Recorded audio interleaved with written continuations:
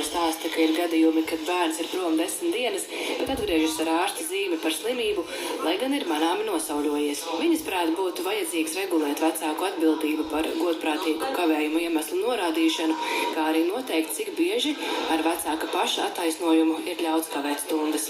Mācību sasniegumi jau nav tikai īstermiņā, tagad man ir pārbaudas darbs, bet mācību process jau iet uz priekšu visu laiku, un tas ir arī ilgtermiņā. Un, protams, varbūt tēma, kas nav apgūta tur vai 8. vai 7. klasē, 9. klasē, tas ir, to būtiski jūt. Ģimenes ārsti neuzskata, ka viņi būtu vairāk jāiesaista kavējumu uzskaitē, ja tās tiešām ir dažas slimības dienas, taču aicina vecākus ģimenes ārstu praksi pabrīdināt jau pirmajā slimības dienā, ka bērns ir saslimis, pat ja ārsta zīme vēl nav nepieciešama.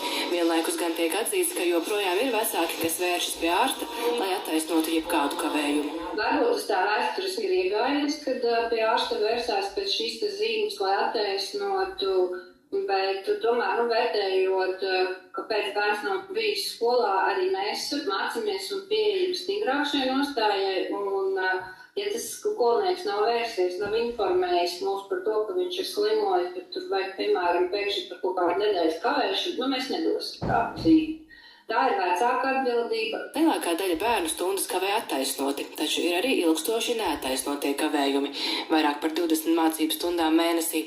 Visvairāk kavē līdz 50 stundām, taču ir arī tādi, kuru kavējumi jau mērāmi simtos. Piemēram, rekordliels ir vairāk nekā 600 kavētu stundu skaits vienam bērnam.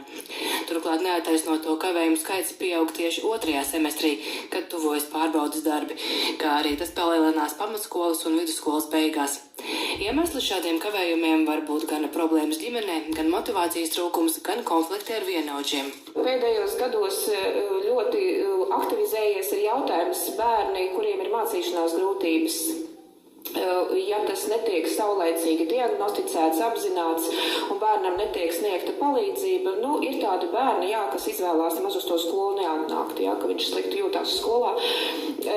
Mēs no savas puses ļoti saulaicīgi cenšamies šos bērnus apzināt. Bieži vien kavējumi nav tikai skolas atbildība.